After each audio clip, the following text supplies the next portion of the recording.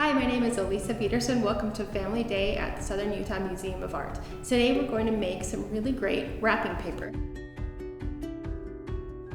Let me show you some examples. These are some pieces of paper that I created using paint and potatoes. Today we'll talk about how to use shapes to create interesting and fun patterns. For this project you'll need potatoes. I like to use the yellow ones. They're really round and they're not that dirty, so you don't have to wash them before you start. We'll also use some knives. I have a kitchen knife and an X-Acto knife here, and scissors, a pencil, a washable marker, and I've also got a cutting mat and some pieces of felt fabric. I'll show you how to use these later, along with a paper plate. And to print on, I have a roll of brown craft paper, and then there's also here some large sheets of white paper. You can find paper like this inexpensively in the shipping areas of most stores and grocery stores. And to do our printing, we'll be using acrylic paint. This is from an art store, but you could also use craft paint that you find at any regular store. For the simpler version of our stamps, you can use really small cookie cutters. If you don't have those, I'll show you how to make your own designs. So let's start with making the stamp. I'm going to start with one potato and cut it right in half. For this project, if you're doing this as a family, I would recommend adults helping or supervising with anything we do with the knives. And if your children are young, then adults can make the stamps and children can use the stamps. Before I get going too far on this project, I wanted to say that this is something I really enjoyed doing with my family growing up. And when my children were small, we made all of our own wrapping paper every Christmas season. So it's something that we look forward to, and it's really fun to see what we come up with each year. So I started by cutting my potato in half. I'm going to put one to the side, and this is the simple or more basic way to make a stamp. I'm going to find a cookie cutter that fits right onto the surface of my stamp. This Christmas tree works great. And I'm going to push this into the surface of the cookie cutter. Sometimes it can help to put it upside down like this and press. You don't need to go very far, just about 1/4 of an inch. And now I'll take my kitchen knife and run it along the edge of my potato and cut down about 1/4 of an inch. I'm removing all of the potato that's around the outside of this cookie cutter. And so once I've gone down, I can kind of just start peeling it away. I'm going to put this onto a piece of paper towel to keep my table clean. I'll throw that away in a bit. So I'm just removing all of this extra potato. I think I want to go just slightly deeper. I didn't go quite to 1/4 of an inch. And you may need to use your knife to kind of get in around the edges of the cookie cutter and remove any of that potato that's staying there. The great thing with this is that since I left my cookie cutter in the potato, I know that this shape, in this case this pine tree, is protected and it's staying really crisp and sharp while I'm just removing this excess potato around the edges. And keep going until I've got that kind of all removed. I'm gonna go a little bit more on this side.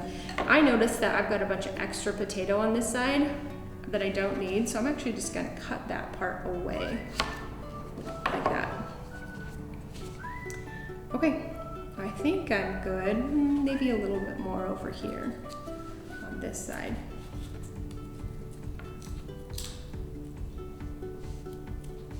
Okay, and when I take my cookie cutter away, I have a great Christmas tree shape. I see right here it could be slightly cleaner, so I'm going to remove just a little bit more. There we go. Now I have a really great stamp. Now for little hands, it can be kind of tricky to hold on to that big round potato, so I'm going to show you a trick that I like to do. I like to turn this top part into a handle. I'm going to cut down kind of at an angle, and then at an angle here, to remove a triangle shaped piece from this side. I'm going to do the same thing over here. What I have left will kind of be a little handle that will be easier to grip as we do our stamping. I have to be careful. You don't want this part to be too thin or it will break off while you're working. But right now, since it's got this great angle, my fingers can go along it and I have a really great way to grip this stamp. So I'm gonna set this one aside and make another one.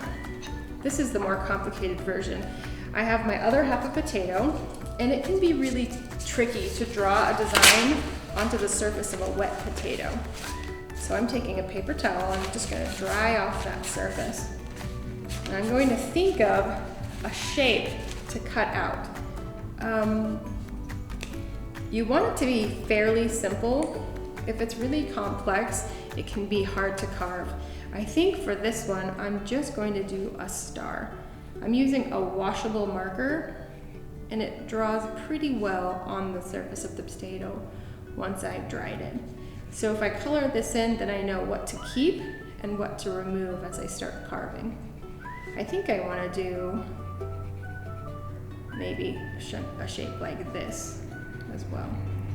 So now I'm going to take some time and use my kitchen knife and my X-Acto knife to remove all of this white area and leave the black area there. That would be my stamp.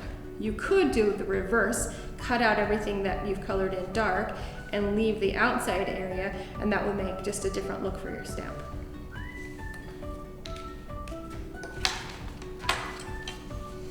I like to start by carefully taking my knife and outlining my shape. Potatoes are so soft that with an X-Acto knife or kitchen knife, it's easy to go in quite deep. Just keep in mind, you really only need to go about 1/4 of an inch deep here. Not too far, or it will make your stamp kind of weaker and easier to break. Okay, so now I'm going to do these shapes as well.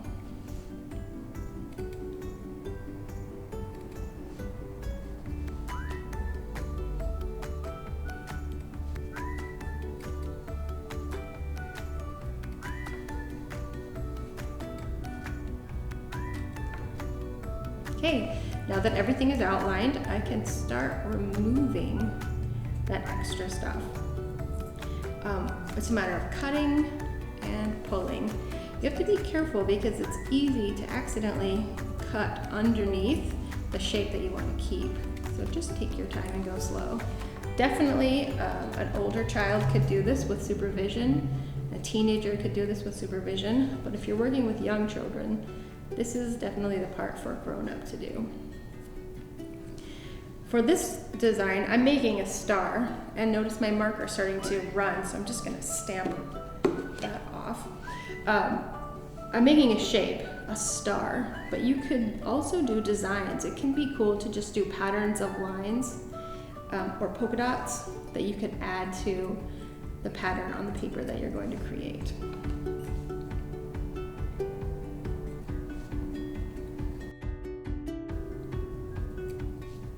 Okay, now I have my stamp ready to go. The next part of our project is to make our own paint pads for stamping. You could definitely use stamp pads that you buy in the store, but I find that they're kind of expensive, and if you're putting a potato on them, they don't last long. So this is a really great way to make your own really inexpensive stamp pad. For this, I'm using a paper plate and a piece of felt. The color of the felt doesn't matter. In this case, I've got dark brown. And I think I want to use this navy blue paint. So I'm gonna shake it up, and on my plate, I'm going to just squeeze kind of a generous amount of the paint and put the felt right on top. Then you can use your fingers or the potato or a plastic spoon or something and just press down onto the felt until the paint starts coming through. Oops. And you can see on my potato that it's coming through really well. When I was a little kid, we would just put the paint right on the plate and dab our potato right into it, but that makes the paint really glob up on the potato and get a little more messy, and you won't have really clear defined shapes. So the great thing about this is the felt kind of keeps it from getting too wet and mushy. If you have really thick paint, you might want to add a little water first. And I want to do a green one as well. You can do as many colors as you want on different plates with different colors and different pieces of felt. There we go. Okay, now that I have my paint pads ready, I'm going to start printing paper. For this, I'm going to use these large sheets of plain white paper. I'm going to set a piece of scratch paper here along this side. Okay, when we start, sometimes when you press with your stamp, you can press down and it slides, and it can be a little tricky to get the hang of the right amount of pressure. So I recommend practicing on a piece of extra paper until you feel like you got the hang of it. There we go. Okay, and then you can start making your wrapping paper. When you do this, you can just stamp everything randomly, or you can create a repeating pattern. By thinking about the distance apart, you press each stamp, and the order or way that you organize each stamp.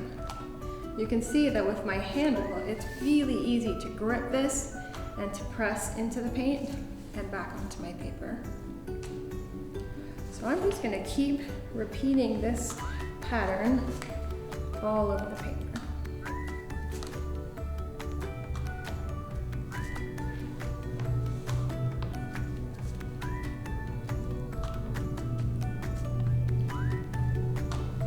The nice thing about using this felt to make a stamp pad is it keeps, like I said before, it keeps the paint from globbing up onto the potato, but it also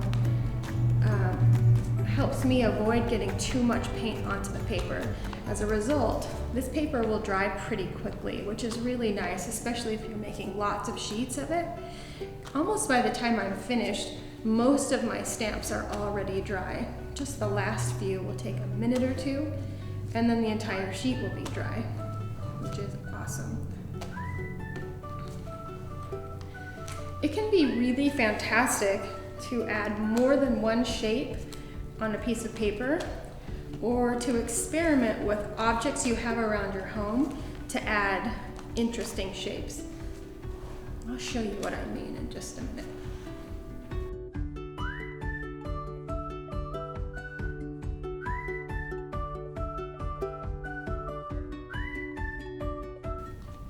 So right here, I decided I wanted some red polka dots. So I just found the eraser of this pencil, and I'm going to use that to add some red dots right in the center of the star pattern that I created. You might find other objects around your house that you could use to add interesting details in your patterns.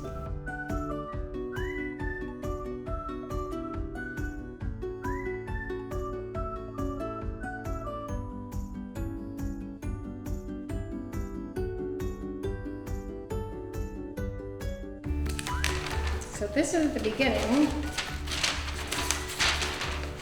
of this pattern. I'm going to make a different design with the other stamp that I created.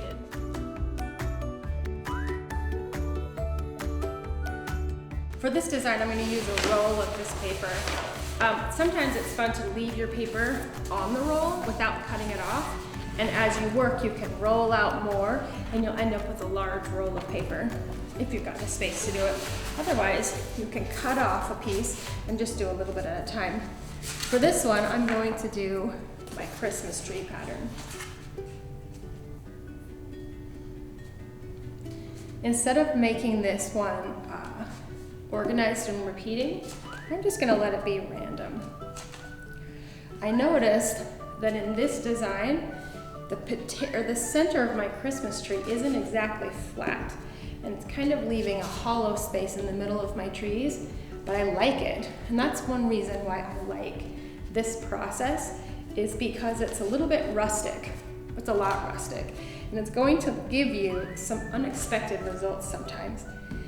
I know that working with kids, sometimes when their artwork turns out in a way that they didn't expect, it can be frustrating. They can be sad, say, oh no, it's smeared, or oh no, the middle of the Christmas tree isn't printing. But that's a really great opportunity to talk about unexpected surprises and how we can make the most of them. And sometimes, if we give it some time and some thought, those unexpected surprises can turn out to be kind of marvelous.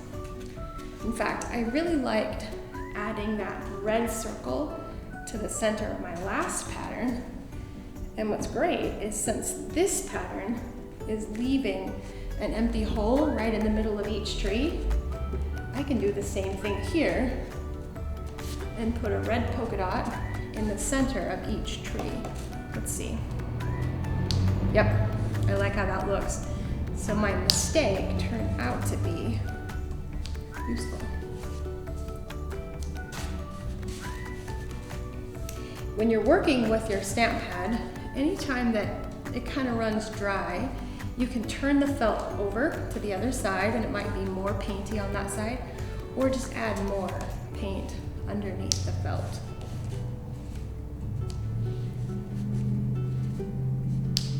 As I'm finishing this up, I wanted to give a couple of extra ideas. This project is all about making wrapping paper, but you can use the same process to do any number of really cool things. You could make greeting cards with the stamps that you create, or you could print on fabric. So you could make t-shirts or tote bags or tea towels or pillowcases. It can look very childlike, or if you're careful, it can look kind of interesting and elegant. So I encourage you to experiment with this process and see what you can come up with as you make shapes and designs and then turn them into patterns.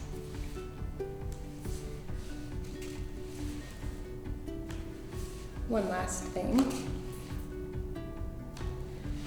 This project is all about repeating pattern and design. So when you visit SUMA this month or anytime throughout the year, you can look at the art that's on display and see if you can find examples of pattern.